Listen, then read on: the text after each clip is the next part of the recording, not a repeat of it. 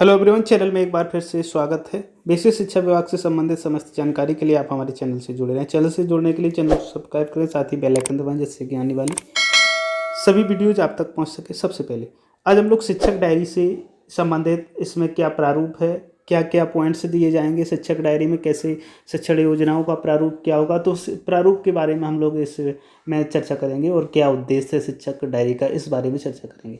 साथ ही next diary संबंधित जब भी वीडियो बनेगा तो उसमें आपको शिक्षक डायरी में शिक्षण योजनाएं किस प्रकार से बनाने हैं, किस प्रकार से एंट्री करना है, उससे संबंधित वीडियो मिलेगा। तो ये वीडियो केवल प्रारूप से संबंधित है। तो शिक्षक डायरी का जो प्रारूप है उसको शुरू करते हैं, देखते हैं। तो इसमें जो शिक्षक डायरी के बारे में चर्चा की गई है 2020 और ऊपर लिखा मिलेगा मिशन प्रेरणा उत्तर प्रदेश प्रेरक प्रदेश, और एक साइड में मिलेगा शिक्षा का अधिकार सर्व शिक्षा अभियान सब पढ़ें सब बढ़ें। इसके बाद में एक और यहाँ पे लिखा मिल जाएगा नियोजित शिक्षण प्रभावी शिक्षण सुनिश्चित होगा उत्तम अधिगम।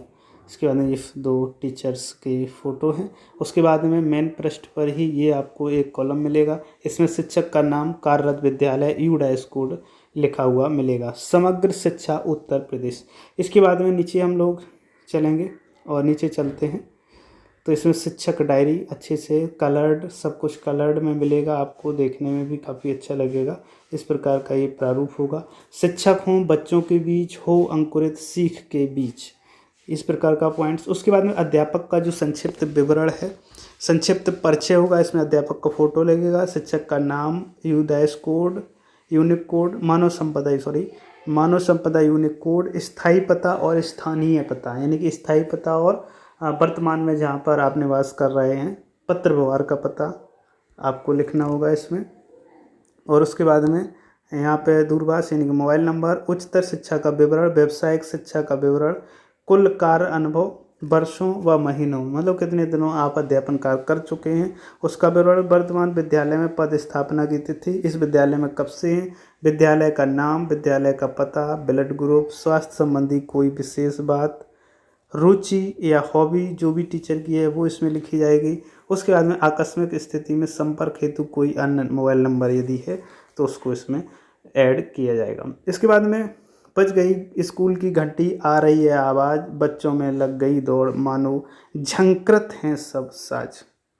तो ये बच्चे देखो उत्साहित होकर अपने विद्यालय की ओर दौड़े चले आ रहे हैं, इस प्रकार की तस्वीर मिली। उसके बाद में शिक्षकों से एक अपील इसमें लिखी गई है। आप भली भांति अवगत हैं कि उत्तर प्रदेश में मिशन प्रेरणा के अंतर्गत बुनियादी शिक्षा की गुणवत्ता उन्नयन हेतु हम सब मिलकर प्रयत्नशील हैं।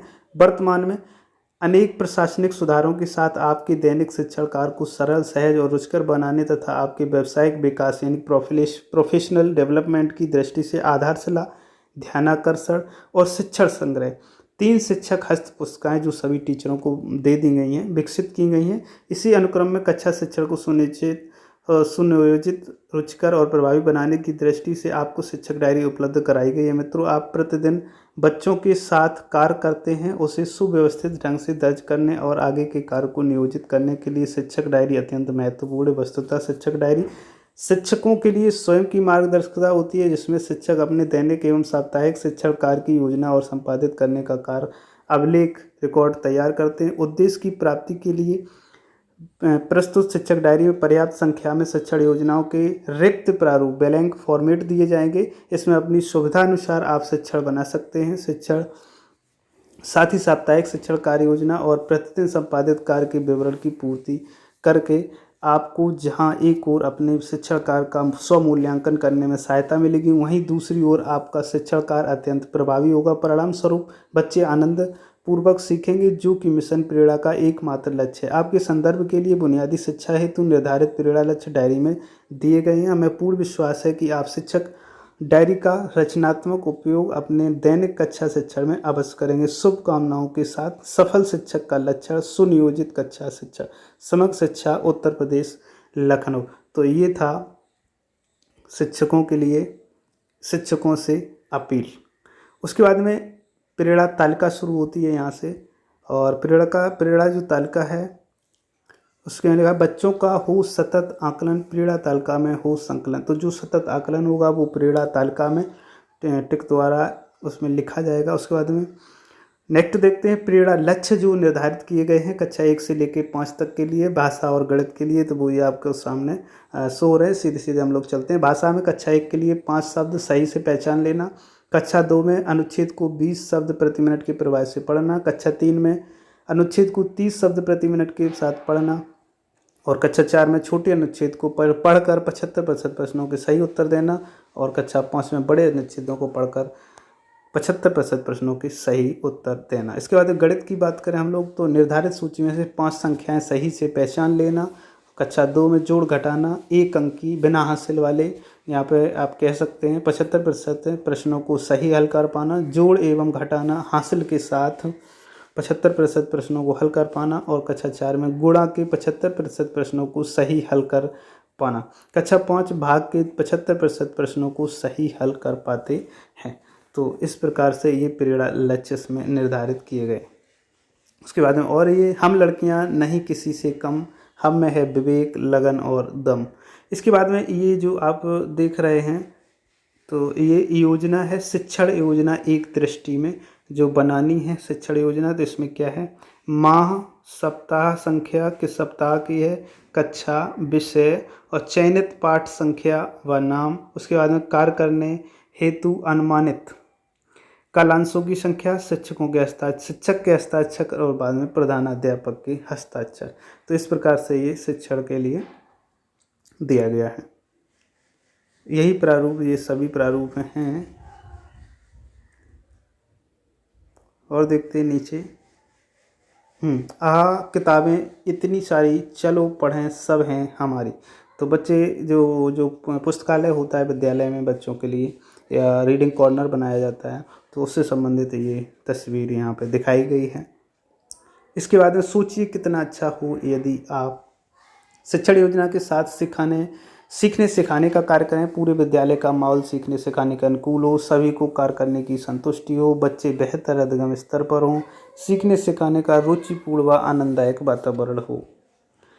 उसके बाद में देखते हैं शिक्षक डायरी के उद्देश्य क्या हैं। तो मेन पॉइंट्स हम देख रहे हैं, इसमें सिर्फ प्रारूप की बात कर रहे हैं, क्या प्रारूप दिया गया है।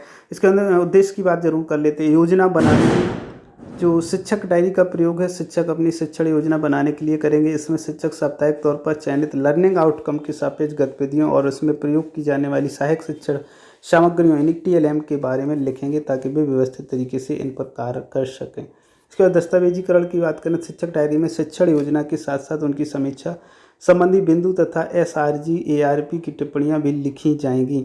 इस प्रकार यह डायरी एक महत्वपूर्ण दस्तावेज के रूप में भी कार्य करेगा जिसका उपयोग अभी तक की गतिविधियों का रिकॉर्ड रखने, भविष्य की योजना और क्रियान्वयन को बेहतर बनाने के तौर पर किया जा सकता है। समीक्षा करने में एक प्रगतिशील शिक्षक पूरी शिक्षण अधिगम प्रक्रिया पर चिंतन व मनन करते हैं और अपने अनुभव व बच्चों के सीखने के तरीकों पर विचार करते हैं, फिर वे उसे अपनी डायरी में दर्ज भी करते हैं। ये टिप्पणियां उन्हें आगे की शिक्षण अधिगम योजनाओं को बनाने में मदद करती हैं। इस प्रकार एक शिक्षक स्वयं की योजना व इसके क्रियान्वयन का स्व आकलन करेंगे। इससे संबंधित बिंदुओं को डायरी में नोट करेंगे। सपोर्टिव सुपरविजन, यह डायरी सपोर्टिव सुपरविजन में SRG ARP की मदद भी करेगा। एक SRG ARP विद्यालय भ्रमण के दौरान अपने मुख्य अवलोकन बिंदुओं को इस डायरी में दर्ज करेंगे ताकि उस आधार पर संबंधित शिक्षक अपनी भविष्य की योजना को बेहतर बना सकें और प्रभावी ढंग से क्रियान्वित कर सकें। तो इस प्रकार से ये उद्देश्य हैं शिक्षक डायरी के। अब देखते हैं विद्यालय का रिपोर्ट कार्ड, ये कैसा होगा। बच्चों की प्रगति का रिपोर्ट कार्ड वास्तव में है विद्यालय का दस्तावेज, विद्यालय का दर्पण। यूडाइस कोड, प्रधानाध्यापक का नाम, विकासखंड का नाम, जिला जनपद का नाम, खंड शिक्षा अधिकारी का नाम और हस्ताक्षर। विद्यालय की रेटिंग इसमें होगी, विद्यालय का संपूर्ण प्रदर्शन 100 में कितना, अधिगम स्तर में प्रदर्शन 50 में कितना और स्थापना संतृप्तिकरण में प्रदर्शन, ये देखा जाएगा।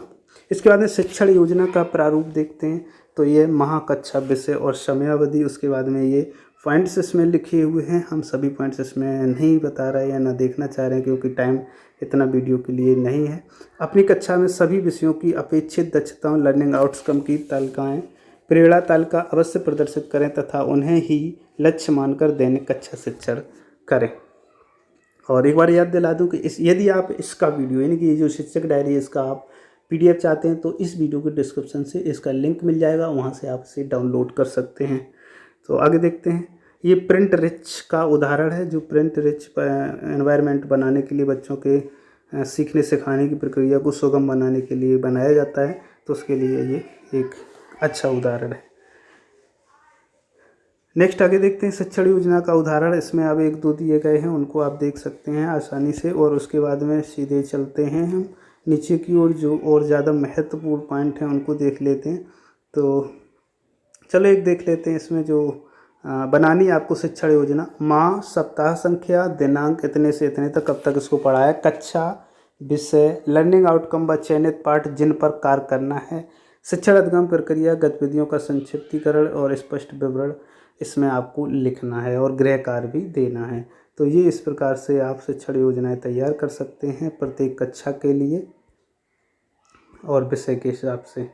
और उसके बाद में हम देखते हैं नीचे और स्क्रॉल डाउन करते हैं क्या इसमें महत्वपूर्ण है। तो ये प्रारूप हम आपको पूरा दिखा रहे हैं, ये प्रारूप ही है सभी जो भी अभी तक दिखाया है। अब देखते हैं इसमें शिक्षण योजनाओं के बाद में अकादमिक रिसोर्स पर्चन, यानी ARP जो होगा, ग्रुप सदस्यों द्वारा पर्यवेक्षण किए जाएंगे, उसके दौरान इसको उपयोग किया है। क्रियाशील पुस्तकालय के बारे में इसमें करना है। उसके बाद खेलकूद की गतिविधियों के बारे में करना है। यूनिट असेसमेंट, प्रेरणा तालिका में बच्चों की प्रगति का अद्यतन स्थिति, PTM SMC की बैठकों का नियमित आयोजन, पूर्व नियोजित शैक्षणिक कार्य योजना का क्रियान्वयन है, वो उपलब्धि, आपके प्रयास से अभी तक की विशेष उपलब्धि, और उसके बाद में ARG का हस्ताक्षर होगा नीचे। तो इस प्रकार से ये भरे जाएंगे। इनके भी प्रारूप ये दिए गए हैं। और अब नेक्स्ट देखते हैं आगे की ओर के टीचर्स के लिए ये कुछ पॉइंट्स दिए गए हैं, जिनको कुछ पॉइंट्स जिन्हें करना है और कुछ पॉइंट्स जिन्हें टीचर को नहीं करना है, क्या करें और क्या ना करें, डू और डू नॉट, डज और डज नॉट फॉर टीचर, ये लिखा हुआ है इसमें। तो ये पॉइंट्स बहुत ही ध्यान से आप देख सकते हैं। इनको मैं धीरे धीरे स्क्रॉल कर रहा हूँ, इनके स्क्रीनशॉट लेकर करके आप पढ़ सकते हैं, या फिर इसका आप पूरा PDF डाउनलोड कर सकते हैं इस वीडियो के डिस्क्रिप्शन में जा कर के। वहाँ से आपको इसका PDF मिल जाएगा, वहाँ से डाउनलोड कर लें। उसके बाद में आपके पास भी इसका सॉफ्ट कॉपी सुरक्षित हो जाएगा, जिसको आप कभी भी अध्ययन कर सकते हैं। क्या ना करें इसके बारे में ये सूचनाएँ हैं। और उसके बाद में एक टोल फ्री नंबर यहाँ पे दिया गया है, जो शिक्षकों की समस्याओं का निदान करेगा। इसके बाद में इस हेतु जन सुनवाई समाधान पोर्टल IGRS पर भी शिकायतें दर्ज की जा सकेंगी। तो शिक्षकों के लिए भी एक ये पॉइंट बनाया गया है। तो इस प्रकार से मुझे उम्मीद है कि ये वीडियो आपको पसंद आया हो। जो शिक्षक डायरी का इसमें प्रारूप दिया गया है, क्या क्या उसमें मिलेगा, वो सभी पॉइंट्स इसमें हैं। उम्मीद करता हूँ कि आपको पसंद आए। यदि आपको पसंद आए तो वीडियो को लाइक करें, चैनल को सब्सक्राइब करें, साथ ही बेल आइकन दबाएँ, जिससे कि आने वाली सभी वीडियो आप तक पहुँच सकें सबसे पहले। वीडियो पूरा देखने के लिए एक बार पुनः धन्यवाद।